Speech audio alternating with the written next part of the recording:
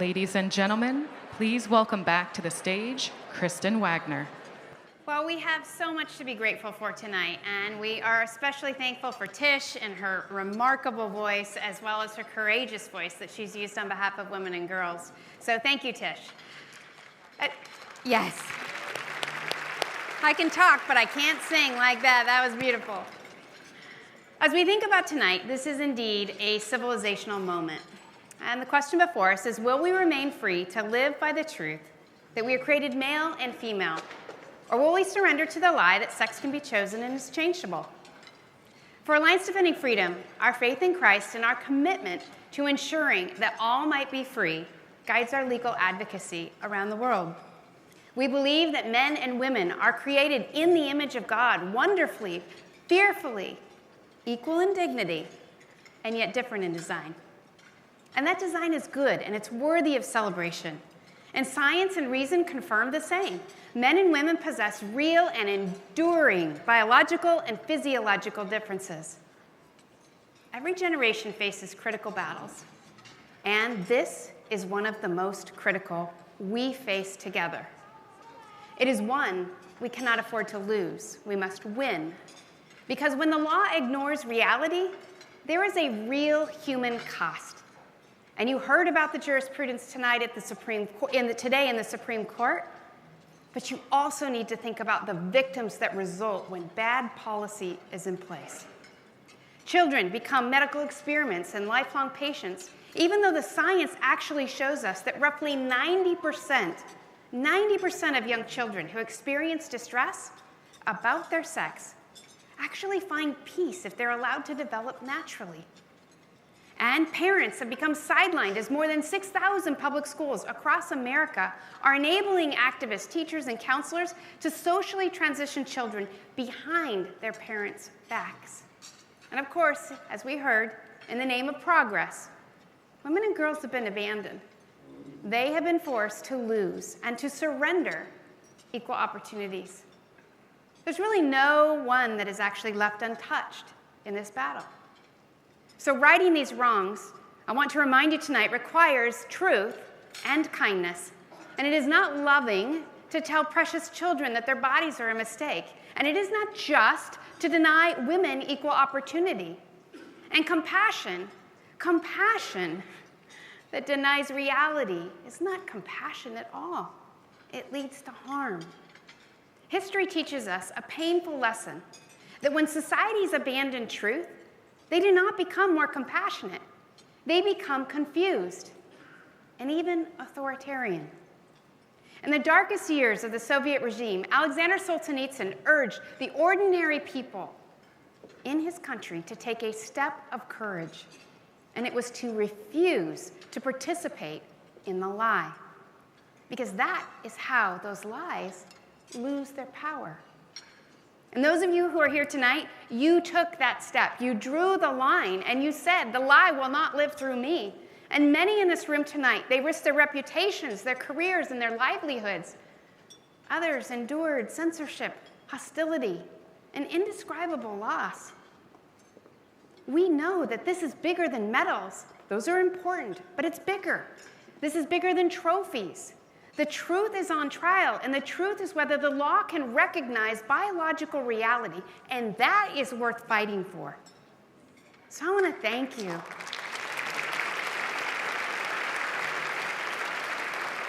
The leaders in this room, all of you, you have seen injustice and you did not flinch. You raised your voices for the generation that is here and the next one to come. And today I hope you heard that your voices were heard at the United States Supreme Court and in the hallways and outside that court. For 50 years, women have fought for and have won great opportunities. Sports have opened doors to colleges, to confidence, and to the competitive spirit that propels women in every arena of life. Even in our mothering, as we're called to shape the souls, educate the minds, and actually help develop the consciences of our kids. No one should be able to take that away. And yet, in West Virginia, as one example, one boy defeated 423 girls more than 1,100 times. Worldwide, reports say that men have displaced women in the top 3 medals and finishes close to 10,000 times since they started counting, and took nearly 900 medals away from women, as you saw in the display outside when you entered the room. We can't fully restore what was taken. There's no speech that you'll hear, no court decision that can undo that harm that was inflicted when those in power tell girls to sit down, to stay quiet, and to just accept the injustice. But we can absolutely make sure it ends, that it ends here in our time. Because truth is a stubborn thing, and it will not be silenced forever. It waits for people who are brave enough to speak it. And when spoken with courage and with kindness, it illuminates darkness. It exposes lies. The light does that and calls forth that which endures and which will lead to true human flourishing. And this is why we're here. So we will tell our grandchildren this. When women's sports were on the line, we stood united. And when equal opportunity for women was threatened, we fought. And when silence was demanded, we chose to speak. Today matters greatly. But let me just tell you, tomorrow does as well. Whether we win or we lose these cases, we must continue to contend for truth. We must uproot the devastating lie, and this is the moment we are called to do so. So tonight, we will hear about the legal arguments that occurred in the courtroom today. We're going to hear about the impact on women and girls and the fight that is still ahead. But first, I want to remember that moments like this don't solely happen because of one person, one institution, one organization, or even one state. It takes an alliance. I will never forget watching a young woman from Connecticut tell her story on national television at a time when coaches, when schools, officials, many so-called pro-women's groups chose to look away. And that woman was Selena Soule. She was one of the very first to tell her story, and we're going to watch a brief clip. And also tonight, an update to a story we brought you last month about 2 transgender girls competing in high school track in Connecticut. On February 16th, Terry Miller and Andrea Yearwood took first and second place in the State Open Indoor Women's Track Championships, even though they are biological males. They today identify, they say, as girls. Now, one of the girls participating in that race, Selena Soule, finished in 8th place, missing out on a chance to compete in front of college coaches by just 2 spots. She said this is about competing versus Miller and Yearwood. And she said, we all know the outcome of the race before it even starts. It's demoralizing. Well, here now herself, Selena Soule. It's very frustrating because I know I have put in, some of my friends and fellow competitors have put in so much time and effort to take down our times and to compete ourselves better, but we are not physically able to be competitive against someone who is biologically a male. Selena and her teammates Lana Smith, Chelsea Mitchell, and Ashley Nicoletti stood when so many others had not done so yet. And boys took 4 state championships from Chelsea. 15 state championships overall were lost by those 2 boys, and 85 opportunities for girls to advance were gone. These young women knew that it was wrong, and they stood up and they pushed back in that moment. So tonight, we want to honor them, and I want to honor their courageous mothers, Christy, Bianca, Cheryl, and Jennifer, who stood beside their daughters when they knew it was hard, when it was lonely, and when it was costly to do so.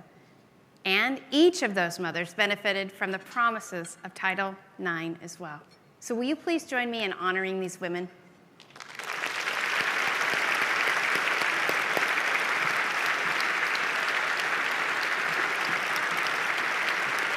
Thank you.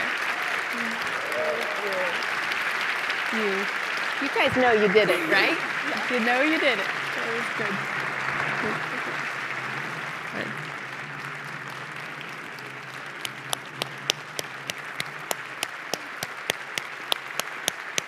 Bless you. Thank you so much. I appreciate it. Thank you. Thank you. You can go ahead. Go ahead. Thank you. Thank you.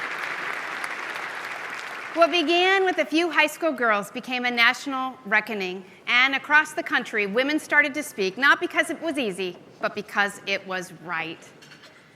Stories poured in, medals lost, scholarships denied, coaches silenced, privacy violated, injuries suffered, championships gone forever. But they spoke when silence was demanded, and they stood when powerful institutions told them to sit down. And today, dozens of women spoke about their experiences outside the Supreme Court. Women like Riley Gaines, Brooke Slusser, Peyton McNabb, Paula Scanlon, whose names deserve to be remembered for their courage. And tonight, many of these courageous female athletes and coaches who challenged the hostile state governments, who challenged the Biden administration, and even the NCAA are with us. So if you are one of those athletes or those coaches who stood for women's sports in a lawsuit, will you please join me on stage using the stairs on either sides of the stage?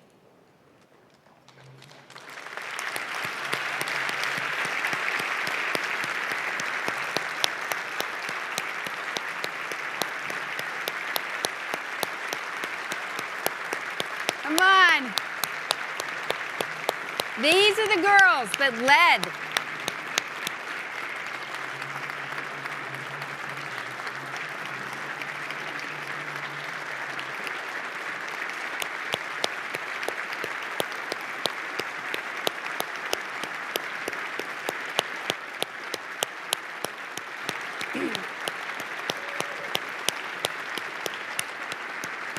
There's more.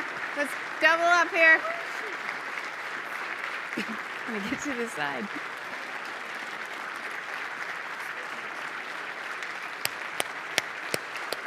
You can come on down. Keep going. There's still more that haven't even made it up to the stage. Come on, come on, come on. Let's double up. Come on. We got to get a picture of this. Imagine being this young and needing to put your name on the line and your reputation and being willing to do so at this kind of level. We are so very grateful.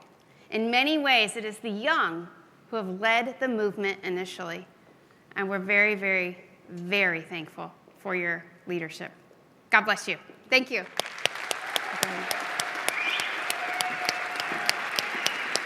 Thank you. Thank you.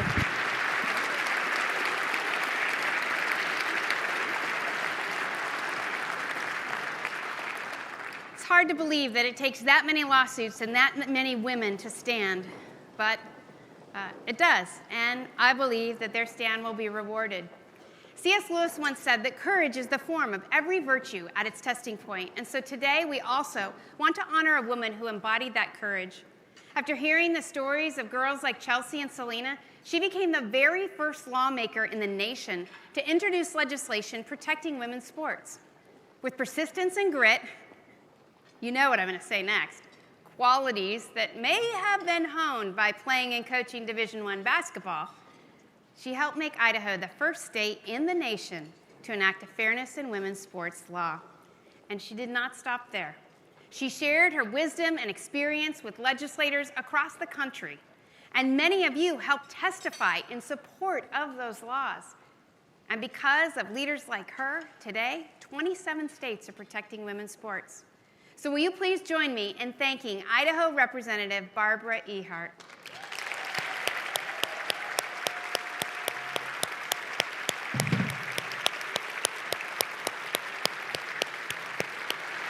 Thank you. You guys have been so awesome. grateful. No, you led this thing. And it was a scary moment. I remember it. Thank you. Thank you so much. Thank you. You can go ahead and exit that way. Thank you. More courageous lawmakers followed, and men and women who put into law what common sense, fairness, and science demand, which is that girls deserve their own sports. If you are a legislator who worked to pass one of these laws, if you are an advocate who stood in support of those laws and testified in favor of them, will you please stand so that we can also show our gratitude to you?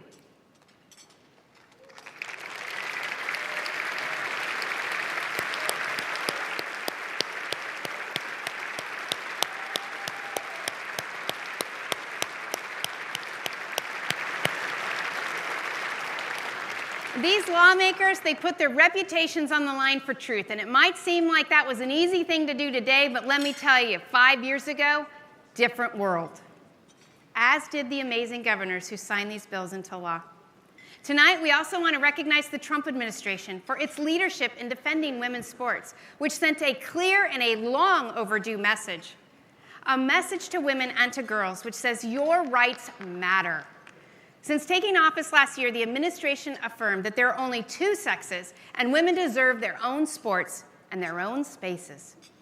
Central to this leadership to protect women's sports has been U.S. Secretary of Education Linda McMahon, Domestic Policy Council Director Vince Haley, and others from the administration who are here with us tonight. Will you please join me in thanking them and welcome Secretary McMahon to share a few words with us.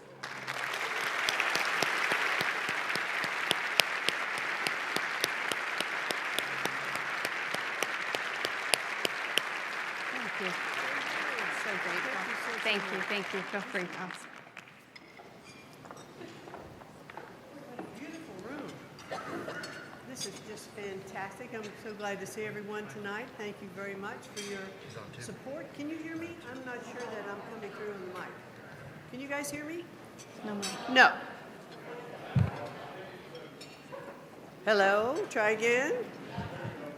Good. All righty. Oh, that sounds better. I think I can hear myself now. So that sounds a little better. Normally you can hear me without a mic because I have such a booming voice, but it's a big room. So I want to thank our, gracious host this evening, Alliance for Defending Freedom, for bringing us all together after a momentous day at the Supreme Court, and that was pretty cool. Being out on the steps of the Supreme Court today, really speaking on behalf of all of our brave women who are really experiencing, what they're going through today, and they're standing up for themselves and standing up for others. Attorneys from the Alliance Defending Freedom lived up to ADF's name today by fighting for freedom. I think some of you were...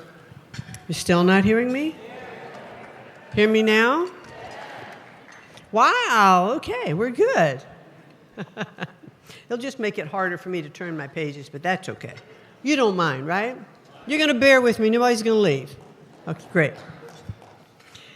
So we really appreciate all of the lawyers that were there today, and I think we have some attorneys general who are here in the room tonight too, so thank you so much for all that you're doing. Freedom not just for states to legislate in accordance with their citizens' will, but for women to compete in sports without being pitted unfairly against biological males. How tragic that women are still fighting for their right to have equal access and equal opportunity in athletics programs. For more than 30 years, the Alliance Defending Freedom has consistently and effectively fought back against threats to liberty and equal treatment under the law. This work is now more important than ever. With divisive ideologies, wokeness, and DEI attempting not just fighting this, but trying to reshape our culture. And for this vital work, we owe them our most sincere thanks. I remember our fight as women to secure equal educational opportunities under Title IX so many years ago. In 2020, President Trump's Department of Education continued that fight and made it clear that Title IX, which prohibits discrimination on the basis of sex in education, is rooted in biological reality, not in how you think about it, but really boys are boys and girls are girls. After the Biden administration reversed decades of progress, the Trump administration is once again committed to restoring an understanding of sex based in scientific reality.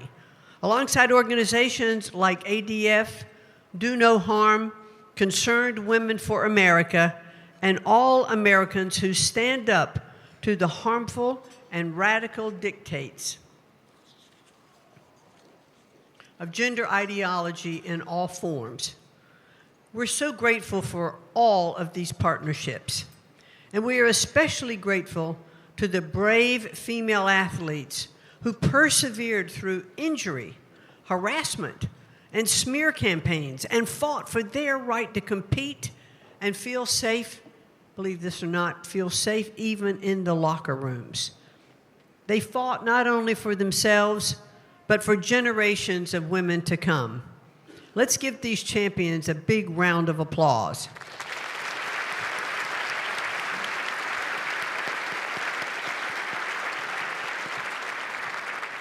As we await the Supreme Court's rulings in Little versus Hecox and State of West Virginia versus BPJ, we remain steadfast in enforcing Title IX as it was intended, rooted in biological reality to ensure fairness, safety, and equal access to education programs for women and girls across our nation. As President Trump has made clear, America is in its golden age, one where female students and athletes have equal access to fair and safe competitions and female-only intimate spaces free from divisive and discriminatory ideologies. Thank you again to ADF, Do No Harm, Independent Women's Forum, Concerned Women for America, and all of those who are fighting for a better future for our girls. Thank you so very much. It's a pleasure, and I hope you enjoy the rest of your evening. And we're going to keep fighting for our girls. I have 3 granddaughters, and it's a pretty special topic for me as well. So thank you all so very much. Thank you so much. Thank you. I'm good, thank you. We also owe a debt of gratitude to the attorney generals across this country, many of whom are here tonight, who defended these laws when they were challenged. But tonight, we're going to honor in particular the 2 attorneys general whose leadership carried this cause to the United States Supreme Court. Attorney General Raul Labrador of Idaho and Attorney General J.B. McCuskey of West Virginia, as well as their offices. They defended the Constitution and Title IX, and they stood for equal opportunity for the next generation of girls. Alongside them, their Solicitors General, Alan Hurst and Michael Williams, advocated with excellence before the court this morning. ADF has been honored to serve as co-counsel alongside these amazing leaders as they defend their laws after we intervened on behalf of female athletes. And we would not be here today without their sacrifice and their decision as leaders to stand strong, choosing conviction over convenience. And we know that history will remember what they did and why it mattered. Will you please honor Attorney General Labrador and Attorney General McCuskey, as well as their Solicitors General, Alan and Michael, as they come to the stage.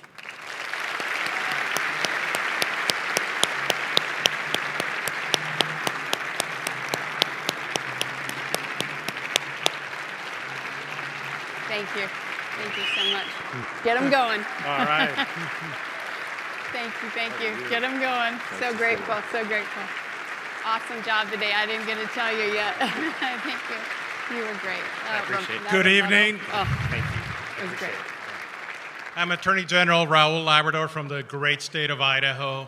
I think today was a wonderful day. I think Alan did a terrific job representing the state of Idaho. How many of you heard him? He did a great job, and I think he spent countless hours. I don't think people realize how much time it takes to prepare for a Supreme Court argument. In fact, I was asked many times if I was going to make the argument, and I said, no, I have another job that I have to do, and I don't have the time to do what he did, and I think he did an outstanding job. But I want to give you a background about why I'm here. I'm actually Attorney General of the state of Idaho because of this case. 5 years ago, the state of Idaho passed this law, passed the first in the nation law protecting girls from boys participating in their sports. And the then Attorney General of the state wrote a legal opinion. I want you to listen to this. He was a Republican Attorney General, and he wrote a legal opinion saying that that law was potentially unconstitutional. As soon as the legislature passed that law, the ACLU sued the state of Idaho, and guess what Exhibit A of their lawsuit was in the lawsuit? It was the opinion from the Idaho Attorney General saying that this law was potentially unconstitutional. To their credit, ADF represented 2 young women who participated in sports in Idaho, and they decided they needed a local attorney. So they called the law firm that I was working at the time, and when I was in private practice, and we were the local counsel for those 2 young women who you're going to hear from today. So we represented them, and we were trying to defend the law while the state of Idaho was not doing a good job. I had been a member of Congress for 8 years. I had participated in many legal arguments as a private lawyer, and I thought it was the duty of the Attorney General to represent and to protect the young women in the state of Idaho. So I decided to run against this Attorney General, and he was a 20-year incumbent, and because of this issue and many other issues, I was able to defeat him in a primary, and I defeated him by 15 points. But it was for only one reason, because he lacked the courage to do what was difficult. 5 years ago, it wasn't an 80-20 issue. 5 years ago, it was actually probably a 40-60 issue when most people were running away from this issue. Today, it's really easy for people to stand up and say that they support this issue, but back then, they were not supporting this issue because they were afraid of what the media was saying, what their friends were saying, what reporters were saying, what the establishment was saying. So I am just grateful to ADF, to the young women that are here that have been fighting this fight, and I'm grateful for these gentlemen who have been fighting this fight with the rest of us. Thank you very much for your support. Thank you for being here, and I want to introduce J.D. McCuskey, the AG. So you guys have all screwed up. You handed the politicians the microphones. And I will tell you, this is the 1-year anniversary of me getting elected to the Attorney General's office, so I really appreciate this huge party you guys have thrown on our behalf. So I get to be the Attorney General for the greatest state in the entire country, West Virginia. And I believe I'm joined here with some young ladies from West Virginia. And where are y'all? Can you stand up? I can't see. There's too many lights. Well, we'll trust. We'll trust. And so about 18 months ago, these young women came to the Capitol for the Riley Gaines Act. And I got to talk to these women, and I got to understand what sports does for women in a way that I hadn't seen before. It didn't make them physically strong. It didn't make them physically fast. It made them leaders. And for these women at the ages of 13, 14, and 15 years old to stand up in our state capitol to defend themselves, to defend their right to a fair and safe playing field, was truly and unbelievably remarkable to me. And I'm going to give you guys a little story. It's just sort of how, if you guys come to a dinner in West Virginia, you'll hear a whole mess of stories. But my grandmother was on the school board in Harrison County where these young women play sports. And she was the first woman ever on the Harrison County School Board. She was also the only Republican out of the 5-member board. And my grandmother was this tall, and she was just mean as an absolute snake. But we found a whole bunch of old press clippings from my grandmother when she was on the school board. And all of the newspaper stories from every single school board meeting were about her. And I asked my dad, I said, Dad, how did Grandma get the media to only talk about her? And he said, well, the men went into executive session and wouldn't take her back with them. And so they would go in the back and they'd filly fart around and they'd smoke cigars and drink bourbon and they'd make the decisions on behalf of this little woman that was sitting out here. Well, she didn't just shirk her responsibilities. She didn't just sit down. She went out and told the rest of the world what she thought. And guess what? The rest of the world agreed with her. And what I'm here to tell you today is that I'm not just here as a lawyer. I'm not just here as the Attorney General. I'm here as the father of 2 young girls. They play sports. I follow them around a lot. I'm a little bit addicted to watching my 10-year-old play soccer, if I'm being honest. I do it more than I probably practice law. Michael can confirm that. But what we're fighting for here is the opportunity for women to have every single incredible advantage that sports give you. And what has Title IX done? Our brief was how many pages, Michael? 63 pages. There is a part of our brief that discusses what Title IX has done for women over the last 50 years. And the amount of women who have become CEOs in this country, the amount of women who've ascended to the highest places in American government over the last 50 years because they got to play sports. More than 50% of these women played competitive sports in high school or in college. Think about that. Because what do sports do? Sports teach you to show up for your teammates. Sports teach you that losing is okay as long as it was fair. right? Sports teach you that the collective of your team is inherently needed. You are needed for the collective of your team, right? And if you don't show up for them, they won't show up for you, right? And so how do we make future female leaders? We ensure that they have a safe and fair place to play that is free from biological males who take their spots and by virtue of that, take the experience that they need to become these incredible leaders that this country has been relying on for the last 50 years. I am so proud to be here with you guys tonight. I am so thankful for ADF, but I would be remiss if I didn't recognize my fellow Republican Attorney Generals who are here. We are America's rear guard in terms of ensuring that the Constitution is followed, right? Congress talks. The Republican Attorney Generals for the last 20 years have been those who acted. We are here today because the amazing men and women of the Republican Attorney Generals Association stand up every single day for the freedoms and the rights and the Constitution for every single person in this room. And I'm so thankful that I'm part of RAGA, and I'm so thankful that all of you are here today making this job easier for Michael and for me and for Raul and for Idaho. So thank you all so much, and we hope you enjoy the rest of your dinner. Oh, food. And if you'll just... Why don't the AGs all stand up? Republican AG, all of our Attorney Generals stand up.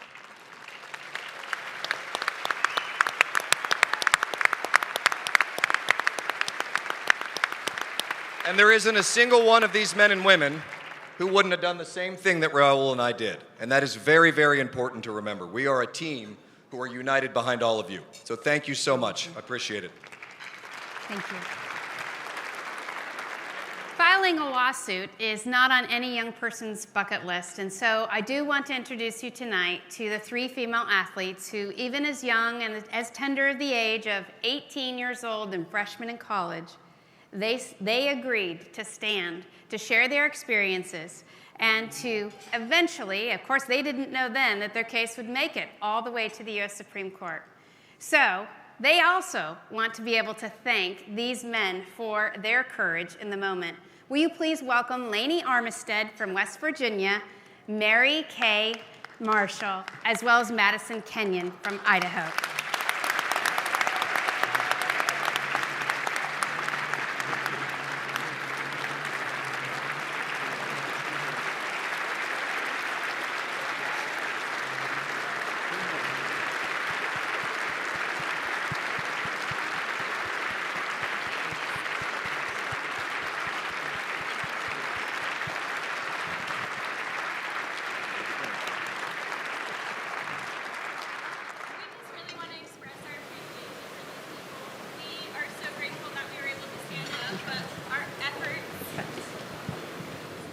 We just want to really express our appreciation for these guys because our efforts would have been nothing without our legislators doing something about it. So thank you so much for honoring women. Thank you so much for supporting us. And this really isn't possible without what you guys have done. And so just again, thank you. Thank you. Thank you. We can exit this way. Thank you.